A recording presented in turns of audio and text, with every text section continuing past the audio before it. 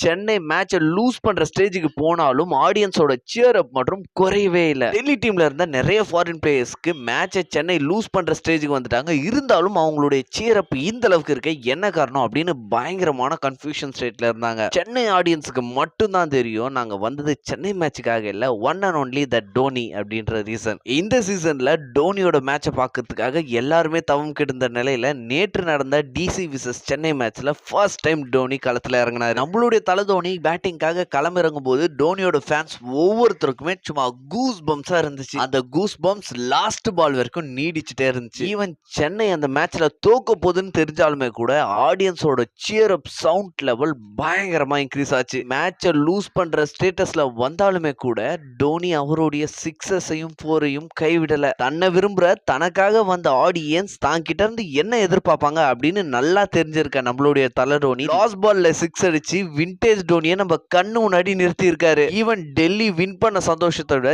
டோனி ஆடிட்டாரு அப்படின்ற ஒரு சந்தோஷம் தான் சென்னை மக்களிடையும் சென்னையோட ஃபேன்ஸ் கிட்டையும் பயங்கரமா இருந்துச்சு. சென்னை விளையாடக்கூடிய ஒவ்வொரு மேட்ச்லுமே சென்னை அந்த மேட்சை வின் பண்ண போறாங்களா இல்ல தோக்க போறாங்களா அப்படின்னு எதிர்பார்த்து ஸ்டேடியத்துக்கு வரக்கூடிய ஆடியன்ஸை விட நம்மளுடைய தல தோனி இன்னைக்கு இறங்குவாரா அப்படின்னு எதிர்பார்த்து ஸ்டேடியத்துக்கு வரக்கூடிய கிரௌடு தான் அதிகம். நம்மளுடைய தலை எப்பவுமே சிங்கம் தான்.